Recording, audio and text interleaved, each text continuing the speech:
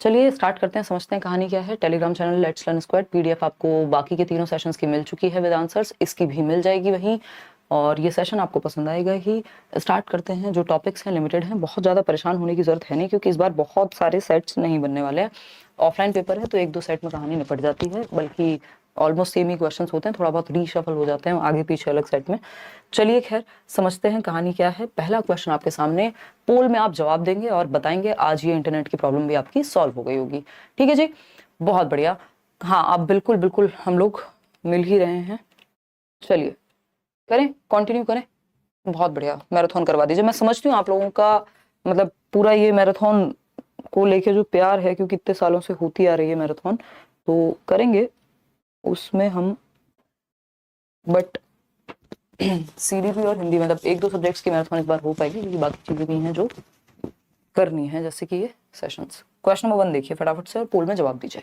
ठीक है जी, ये शेयर कर दीजिएगा, बहुत कम समय पहले ये आपका सेशन आज फिक्स हुआ है। अगर हम बात करें निम्नलिखित में से किसके अधिकाधिक अवसर मिलने से विद्यार्थियों के भाषा और साक्षरता विकास को बल मिलेगा। भाषा और साक्षरता विकास को, यानी लैंग्वेज और लिटरेसी को, मतलब भाई पढ़ना लिखना, ये सारी साक्षरता में चीजें आती हैं।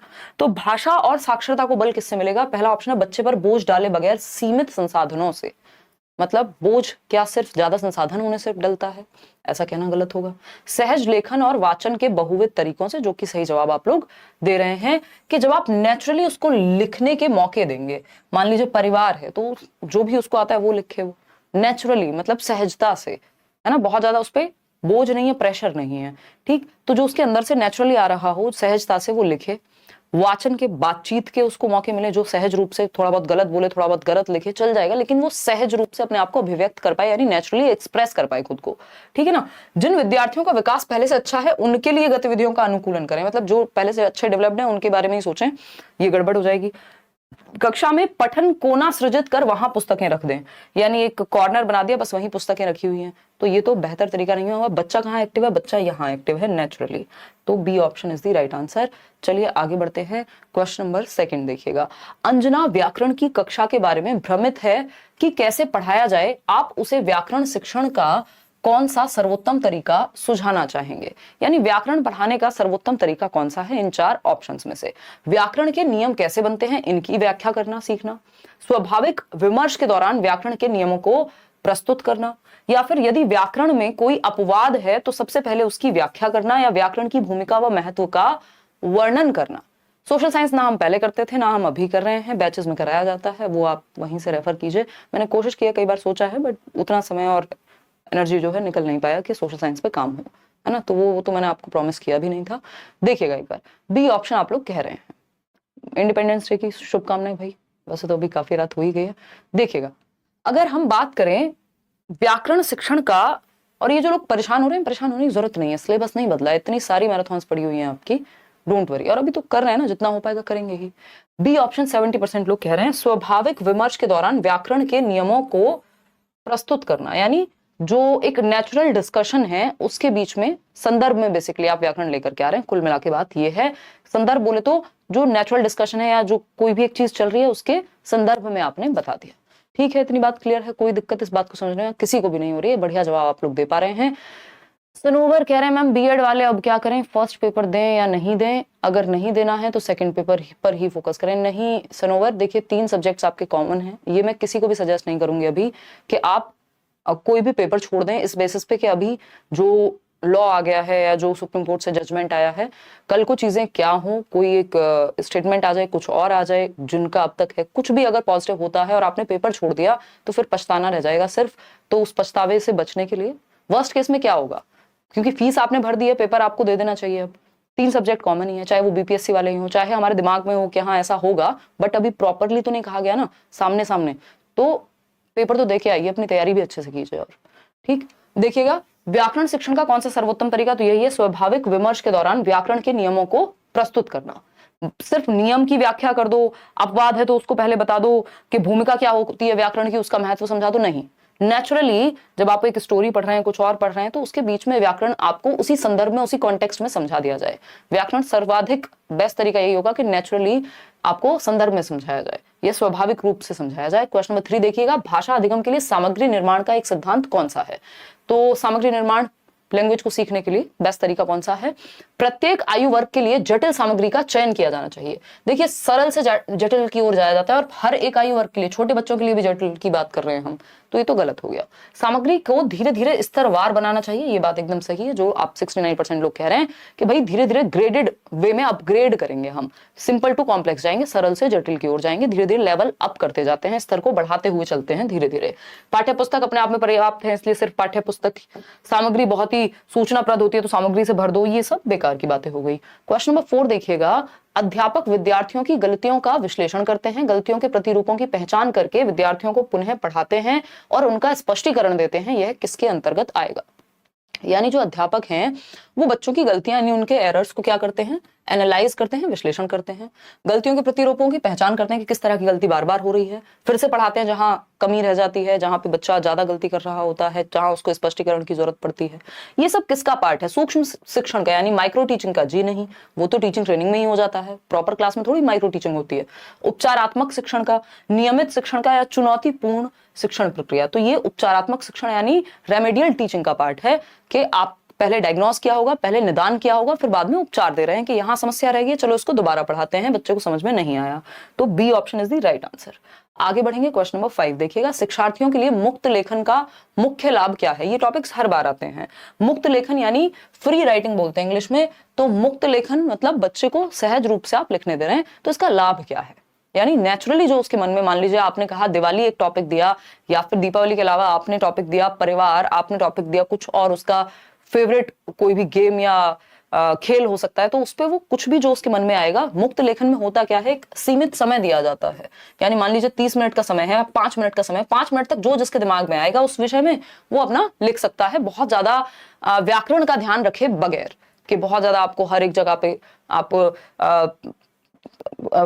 कॉमा लगाएंगे या सेमी कॉलम लगाएंगे या फिर क्वेश्चन मार्क लगाएंगे, तो ये सारे चिन्हों का बहुत ज्यादा प्रयोग या व्याकरण की सही फॉर्म है या नहीं, इस सब के परे आपके मन में जो भाव प्रकट हो रहे हैं उस पे ज्यादा फोकस है मुक्त लेखन में। तो इससे क्या होगा, बच्चा क्रिएटिव बन पाता है, जो कि आप लोग कह भी रहे हैं, सी ऑप्शन, ठीक है ना। मुख्य बल सटीकता पर होना चाहिए, सटीकता यानी एक्यूरेसी नहीं, मुक्त लेखन में एक्यूरेसी पे ध्यान नहीं होता, यहाँ पे प्रवाह पे ध्यान होता है, प्रवाह मुक्त नहीं प्रवाहपूर्ण होना चाहिए, तो ये तो गलत हो गया। शिक्षार्थी अपनी प्रथम भाषा और द्वितीय भाषा के शब्दों को लेने के लिए स्वच्छंद हो, ये भी कहना गलत होगा, यहाँ पे प्रथम भाषा और द्वितीय भाषा की बात ही नहीं है। शिक्षार्थी रचनात्मकता के लिए स्वच्छंद हो, बच्चे इंडिपेंडेंट होते हैं मुक्त लेखन में, ये सबसे बड़ा लाभ है, और वो मुक्त होते हैं या इंडिपेंडेंट होते हैं, स्वतंत्र होते हैं, तो वो नई नई क्रिएटिव चीजें भी, उनके विचार उनके दिमाग में, थॉट्स उनके दिमाग में आते हैं, क्योंकि वो उन पे बोझ नहीं है कि ये मैंने सही फॉर्म लिखी है कि नहीं, है ना, मतलब जो भी उनके मन में आ रहा है वो लिख सकते हैं, तो उनके विचार जो हैं वो क्रिएटिव ज्यादा हो पाएंगे, रचनात्मक ज्यादा हो पाएंगे, क्योंकि उनका ध्यान भाषा की टेक्निकलिटीज पे कम है इस समय।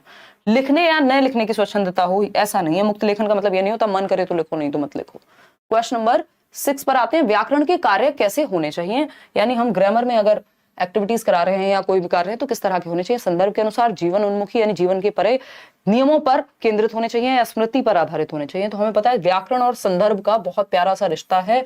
कॉन्टेक्स्ट में व्याकरण सीखना, संदर्भ के अनुसार व्याकरण सीखना, जिस समय परिस्थिति काल की बात हो रही है उस समय परिस्थिति काल के अनुसार, उस स्टोरी के अनुसार हम क्या दें, बच्चे को व्याकरण के नियम भी बता दें। कोई कहानी पढ़ रहे हैं उसके बीच में जो संज्ञा के शब्द आए तो उससे बता दें कि बेटा ये जो शब्द थे या ये जो बात थी, मान लीजिए हम लोमड़ी की चतुराई के बारे में बात कर रहे हैं, तो वो चतुराई क्या है, वो उसकी विशेषता या एडजेक्टिव हो गया, तो वो विशेषण कहलाएंगे ऐसे शब्द। तो ये सब क्या है, हम संदर्भ में सिखा रहे हैं व्याकरण को, ठीक है ना।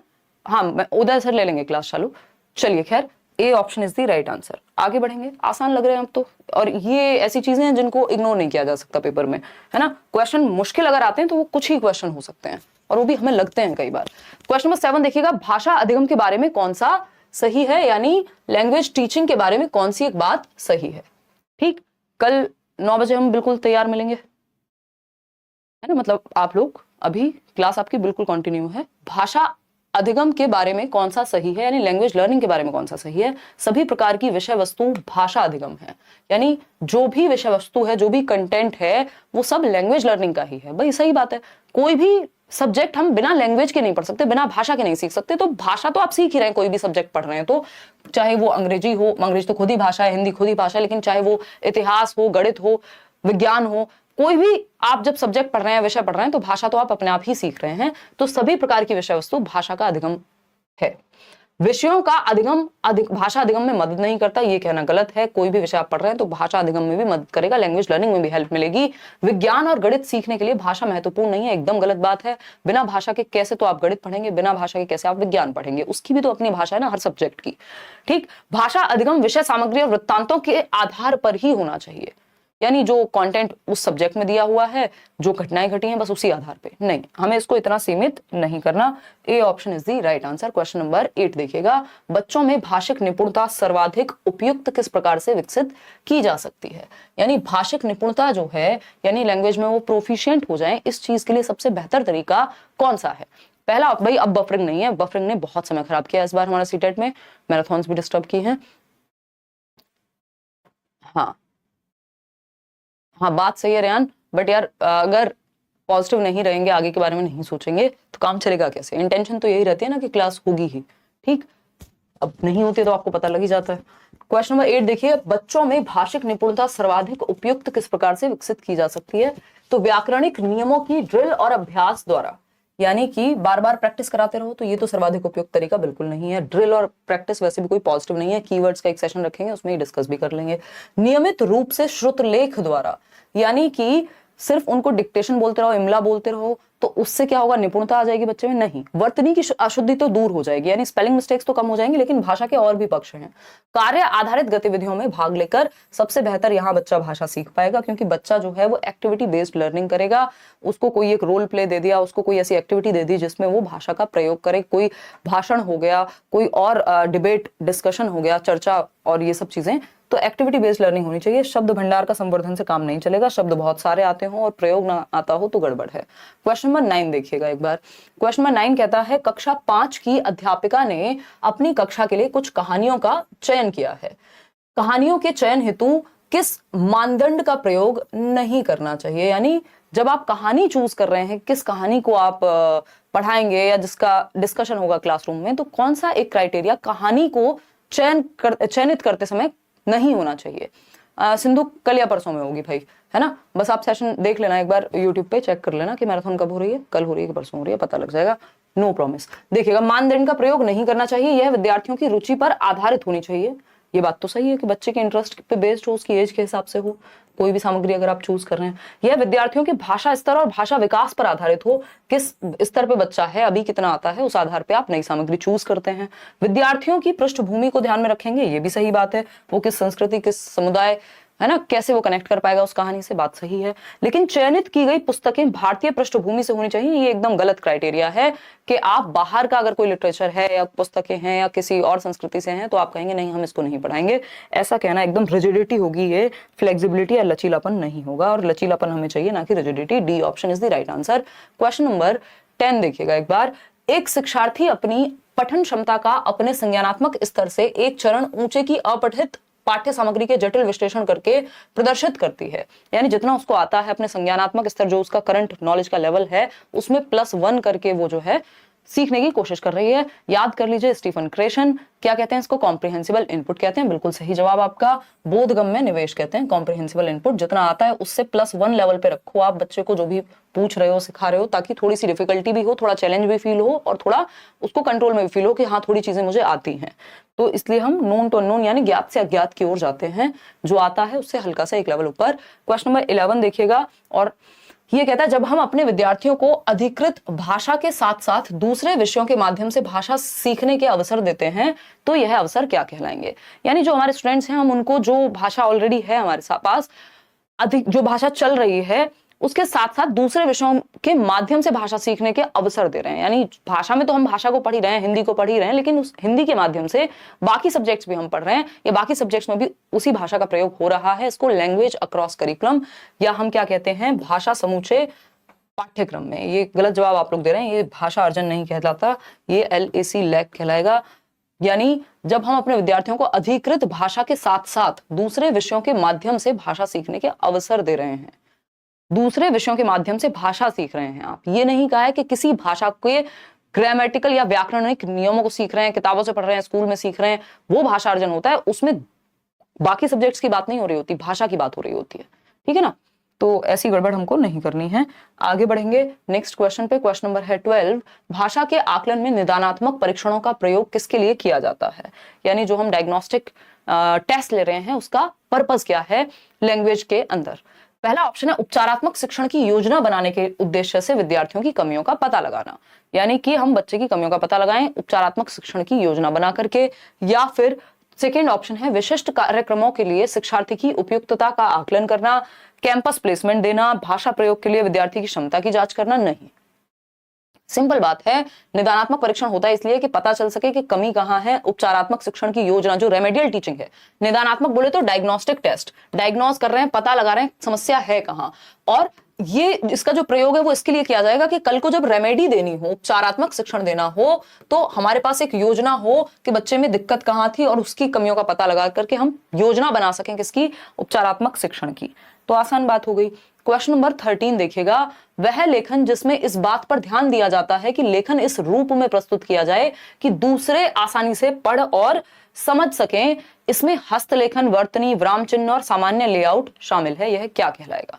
है ना, इंग्लिश पेडागोजी का सेशन जिन्होंने लिया होगा उनको याद आ रहा होगा, सेम इसी तरह के क्वेश्चंस पूछे गए थे।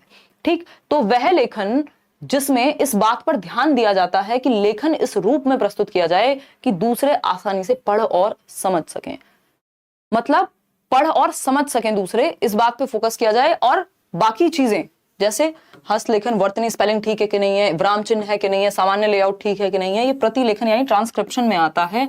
ये एकदम फैक्चुअल सा क्वेश्चन है, इसमें आप और मैं कुछ खास कर नहीं पाएंगे। चलिएगा, खैर क्वेश्चन नंबर 14 पे जाएंगे। ये क्या कहता है समझिएगा एक बार, फटाफट से जवाब दीजिएगा। क्वेश्चन नंबर 14 देखिएगा। क्वेश्चन नंबर 14 की अगर हम बात करें, साझा पठन के लिए यानी शेयर्ड रीडिंग जिसको हम कह रहे हैं, अध्यापक के रूप में आप क्या करेंगे? देखिए, शेयर्ड रीडिंग यानी ये मैंने इंग्लिश वाले सेशन में भी डिस्कस किया था, सेम क्वेश्चन था। साझा पठन मतलब शेयर्ड रीडिंग जिसमें टीचर एक बार खुद से पढ़ के बता देता है, एक मॉडल रीडिंग मिल जाती है ताकि बच्चे को भी पता चले कि इसका आदर्श रूप ये है, आदर्श वाचन हो जाएगा, सही उच्चारण के साथ टीचर उसको सही सुर लय ताल के साथ उसका पठन करेगा और बाकी बच्चे फिर साथ में चलेंगे। वहीं अगर हम बात करते हैं गाइडेड रीडिंग की, है ना, वो उस केस में बच्चों के साथ जहां उनको दिक्कत है वहां टीचर साथ में होता है गाइड करने के लिए, ये मेन अंतर है। तो साझा पठन के लिए अध्यापक के रूप में आप क्या करेंगे? आपने जिस पाठ्य सामग्री को सस्वर पढ़ा है, कुछ विद्यार्थियों को उसका अनुसरण करने के लिए कहेंगे। नहीं, सस्वर पठन करना और विद्यार्थियों से अपने पीछे या सामूहिक रूप से दोहराने के लिए कहना, ये भी नहीं है कि इसका मतलब साझा पठन है, वो तो फिर आप आदर्श वाचन जैसा कुछ कर रहे हैं। पाठ्य सामग्री पढ़ते समय विद्यार्थियों का अनुसरण करना, ये भी गलत होगा। पठन प्रक्रिया का आदर्श रूप प्रस्तुत करना कि ये एग्जैक्ट ऐसे पढ़ा जाएगा, ये इस शब्द का उच्चारण ऐसे होगा, कहाँ कितना विराम देना है, वो सारा कुछ आप प्रॉपर आदर्श रूप में प्रस्तुत करते हैं। जैसे हाव भाव के साथ कैसे पढ़ा जाए और अपरिचित शब्दों के साथ क्या किया जाए, ये आपका किस में आएगा? साझा पठन में आएगा, शेयर्ड रीडिंग में आएगा। क्वेश्चन नंबर 15 देखिएगा, एक अध्यापिका संज्ञा समझाने के लिए पहले उदाहरण देती है फिर उसकी परिभाषा बताती है, यह विधि कहलाती है। यानी संज्ञा समझाने के लिए टीचर ने क्या दिया? पहले उदाहरण दिया, यानी एग्जाम्पल। उदाहरण से नियम की ओर इंडक्टिव कहते हैं इसको, जिसको आगमनात्मक हिंदी में कहेंगे। निगमनात्मक डिडक्टिव होता है, इसमें पहले नियम बताया जाता है, ठीक है। तो आगमनात्मक में पहले आप उदाहरण देते हैं और बाद में जाकर के आप परिभाषा बताते हैं, ठीक है ना। तो ये बात तो एकदम क्लियर हो गई, आसान सा जवाब है और आता भी है ये क्वेश्चन। क्वेश्चन नंबर 16 देखिएगा एक बार, ये क्या कहता है? एक अध्यापिका कक्षा में विद्यार्थियों के घर की भाषा में उदाहरण प्रस्तुत करती है, इसमें कक्षा में क्या प्रभाव पड़ेगा इससे बताइएगा। घर की भाषा में उदाहरण प्रस्तुत किया यानी बच्चे की मातृभाषा का प्रयोग यहां किया गया है अध्यापिका के द्वारा। पहला ऑप्शन है छोटी सी आयु में बच्चों पर अतिरिक्त भाषिक बोझ पड़ जाएगा। भाषिक बोझ कहां से आया? मातृभाषा बोझ थोड़ी होती है बच्चे के लिए, तो वो आसानी होगी उस बात से कि टीचर ने यूज किया है बच्चे की मातृभाषा को। बी ऑप्शन है विद्यार्थियों को विभिन्न संस्कृतियों और परंपराओं पर रिपोर्ट लिखने में मदद करेगा, यानी बच्चों को अलग अलग संस्कृतियों के बारे में जो है रिपोर्ट लिखने में मदद करेगा। रिपोर्ट लिखना इसमें उद्देश्य है या बच्चे को समझाना? तो ये भी कहना गलत हो गया। कक्षा में भाषा समृद्ध परिवेश सृजित होगा और इस तरह से विद्यार्थियों के अधिगम पर सकारात्मक प्रभाव पड़ेगा। कुछ हद तक सही बात लग रही है हमें। कक्षा में मुद्रित समृद्ध परिवेश सृजित होगा। देखो, मुद्रित समृद्ध नहीं होगा क्योंकि यहाँ कोई प्रिंटेड मटेरियल की बात नहीं हुई है। जो शिक्षिका हैं वो प्रयोग किसका कर रही हैं? मातृभाषा का प्रयोग कर रही हैं। तो भाषा समृद्ध यानी लैंग्वेज रिच एनवायरनमेंट तो है यहाँ पे कि भाषा का अलग अलग लोगों की यानी अलग अलग बच्चों की मातृभाषा का वहां पे संकलन है या उनको इंक्लूड करना है, समावेशन है, तो भाषा समृद्ध परिवेश सृजित होगा और इस तरह से विद्यार्थियों के अधिगम पर सकारात्मक प्रभाव पड़ेगा, बच्चे पॉजिटिवली सीख पाएंगे। क्योंकि एक अच्छा मातृभाषा तो आपकी जो नई शिक्षा नीति है वो भी यही कह रही है कि भाई मातृभाषा में सिखाओ, जो कोठारी आयोग कह रहा था 1966-67 से।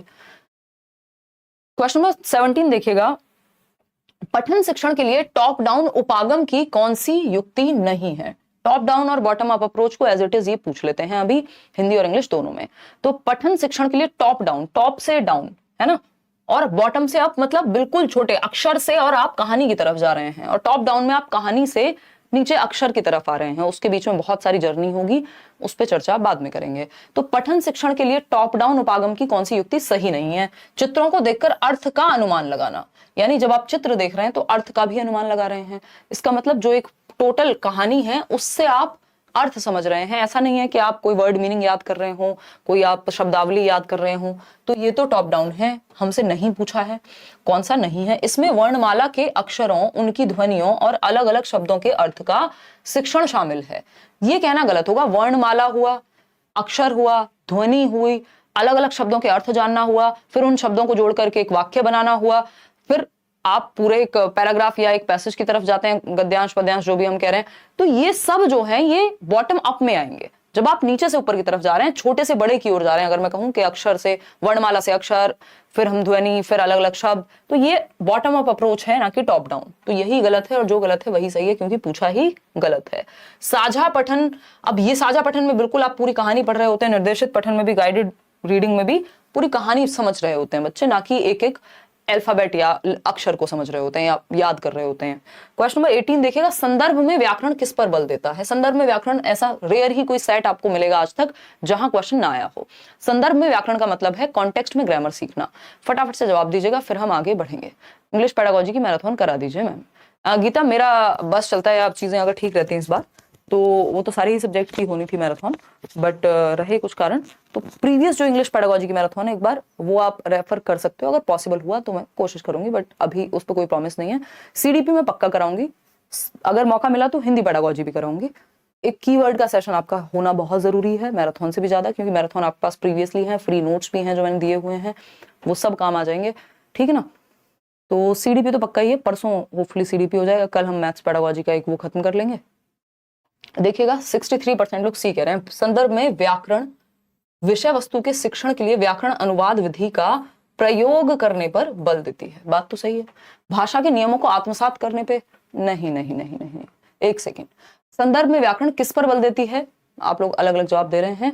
भाषा के नियमों को आत्मसात करने पे, चलिए ठीक है। भाषा के नियमों को कंठस्थ करने पे, ये कहना गलत होगा।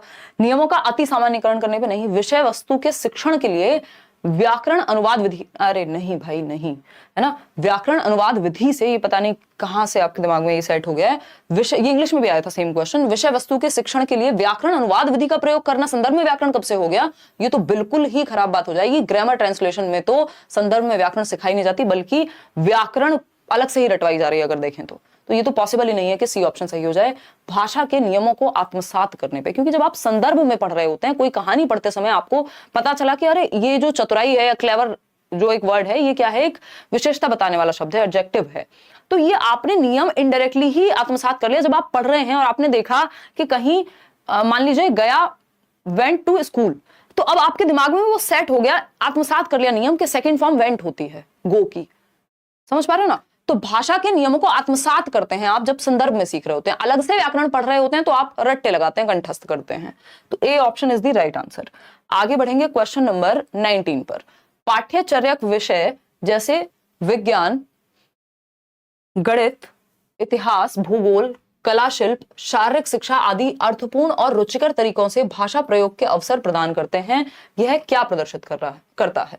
तो पाठ्यचर्यक विषय यानी जो अलग अलग आपके सब्जेक्ट्स हैं, जैसे वो साइंस हो, मैथ्स हो, इतिहास यानी हिस्ट्री हो, ज्योग्राफी हो, आर्ट एंड क्राफ्ट हुआ, शारीरिक शिक्षा है, ये सब अर्थपूर्ण और रुचिकर तरीकों से भाषा के प्रयोग के अवसर प्रदान करते हैं। यानी जब आप गणित पढ़ रहे हैं तो एक अलग तरीके से आप भाषा का प्रयोग होता है ना, रुचिकर भी होता है। इतिहास में भी अगर आप पढ़ रहे हैं तो बहुत सारे नए नए शब्द से लेकर नए नए ढंग से पढ़ाया जाता है।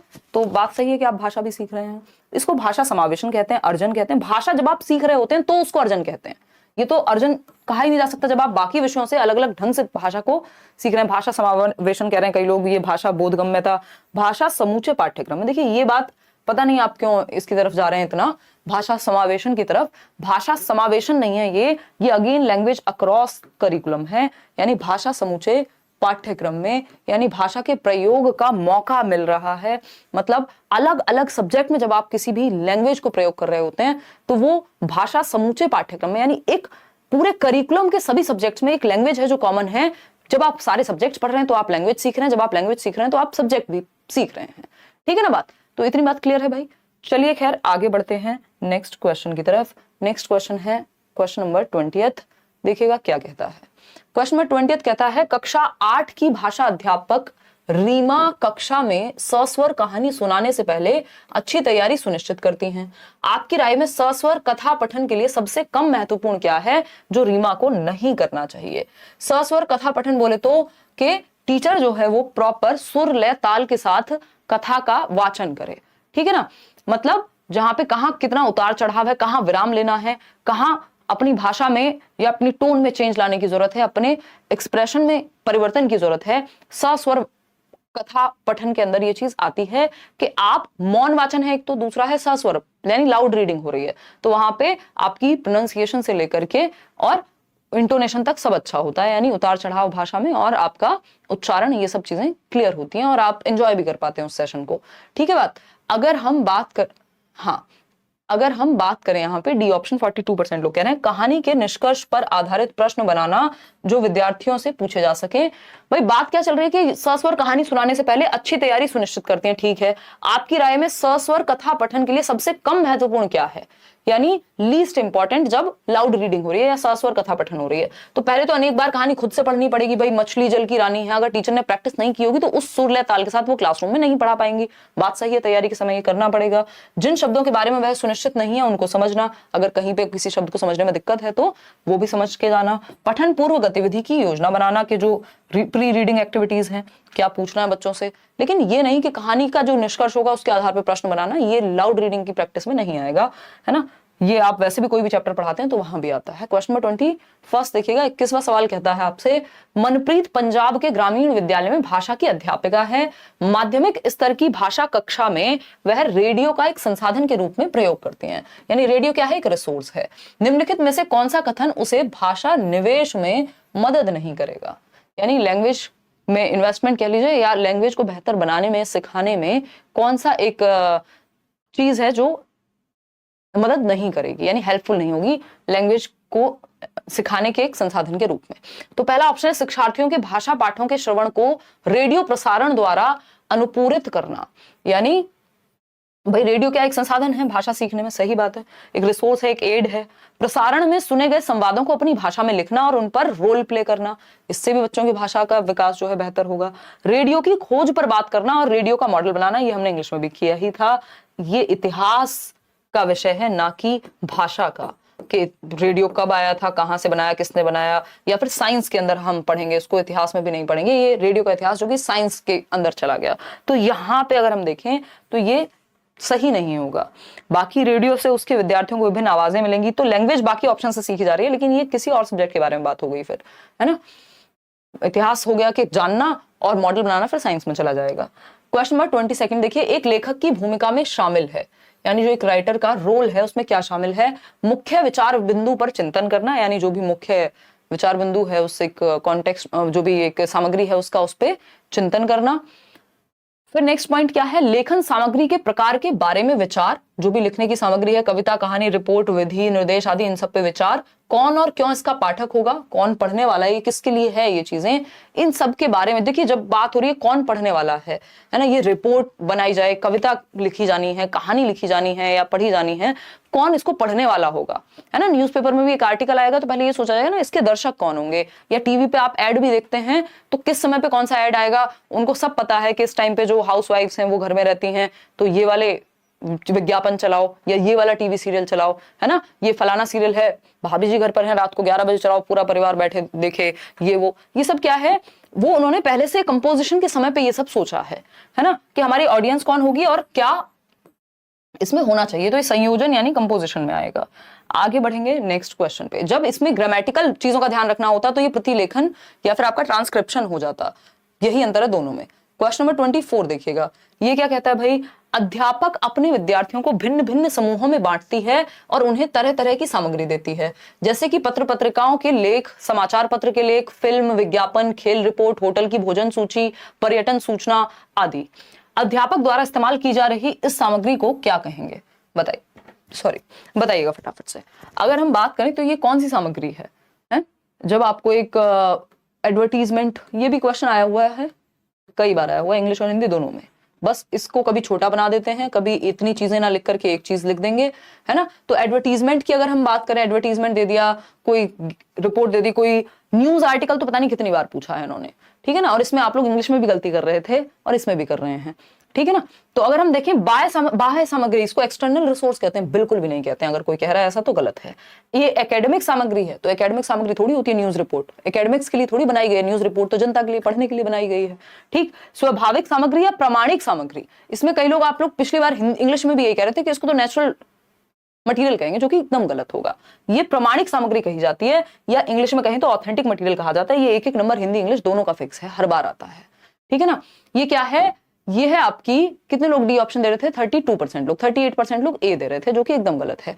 देखिए एक्सटर्नल मटेरियल नहीं, इसको ऑथेंटिक मटेरियल कहते हैं। अगेन मैंने उस दिन एग्जांपल भी दिया था कि एक सलीका होता है किसी चीज को, एक टर्मिनोलॉजी होती है ना। पिताजी को पिताजी क्यों कहा जाता है, कुछ और क्यों नहीं कह दे रहे हैं? उसका रीजन है कि टेक्निकल वर्ड क्या है इसके लिए, प्रामाणिक सामग्री, ऑथेंटिक मटेरियल। ऑथेंटिक क्यों कह रहे हैं हम इसको? बाह्य सामग्री तो कोई भी हो सकती है भाई, जो स्कूल के सिलेबस से अलग है वो कोई भी बाह्य सामग्री है, सारी एक्सटर्नल ही है, ठीक। लेकिन ऑथेंटिक ये क्यों है, प्रामाणिक क्यों है? क्योंकि वो जो न्यूज आर्टिकल है या वो जो फिल्म का कोई लेख है, वो आपको लैंग्वेज सिखाने के लिए, भाषा के अधिगम के लिए नहीं बनाया गया, वो किसी और पर्पस, किसी और काम के लिए, जो कि ऑथेंटिक काम है, मतलब रियल लाइफ में वो यूज हो रहा है कहीं पे, और वो उस चीज के लिए ऑथेंटिक है। उस मटेरियल को हम क्लासरूम में लेकर के जब आ रहे हैं तो वो ऑथेंटिक मटेरियल कह रहा है। क्यों? क्योंकि वो भाषा को सिखाने के लिए कोई किताब नहीं बनाई गई जिसको लेकर के आया गया है। वो अगर किताब होती है, कुछ भी एक्स्ट्रा होता है, तो वो एक्सटर्नल हो जाता है। इसको एक्सटर्नल कह सकते हो, बट ये एक्सटर्नल मटेरियल में भी ऑथेंटिक मटेरियल अगर हम कहें तो डी ऑप्शन है, स्वाभाविक नहीं होगा भाई, इसको ठीक कर लेना, है ना। चलिए खैर, क्वेश्चन नंबर 25 देखिएगा, फटाफट से जवाब देंगे।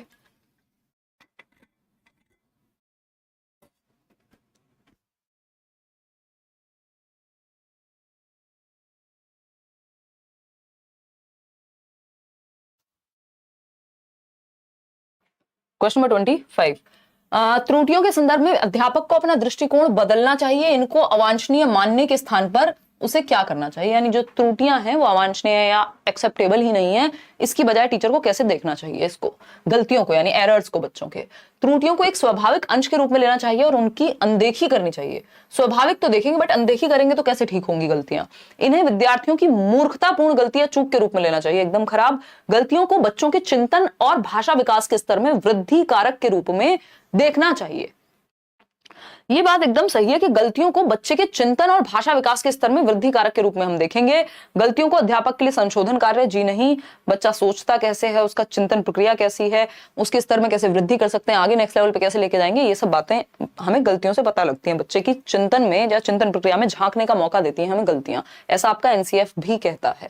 क्वेश्चन नंबर 26 देखिएगा, अध्यापक क्रिया विशेषण समझाने के लिए पहले उसकी परिभाषा बताते हैं कि क्रिया विशेषण किन शब्दों को कहा जाता है। पहले डेफिनेशन बताई, फिर उस प्रकार के क्या है उदाहरण प्रस्तुत किए।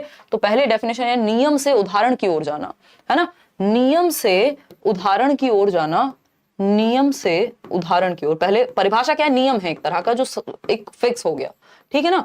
नियम से उदाहरण की ओर जाना निगमनात्मक कहलाता है, यानी डिडक्टिव मेथड, और उदाहरण से नियम की ओर जाना आगमनात्मक कहलाता है, ठीक है जी, इतनी बात क्लियर है।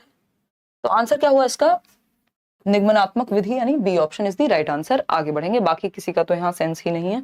चलिएगा क्वेश्चन नंबर 27 देखते हैं फटाफट से। क्वेश्चन नंबर 27 क्या कहता है, अध्यापक को विद्यार्थी का आकलन किस लिए करना चाहिए, यानी आकलन की या असेसमेंट की जरूरत क्या है।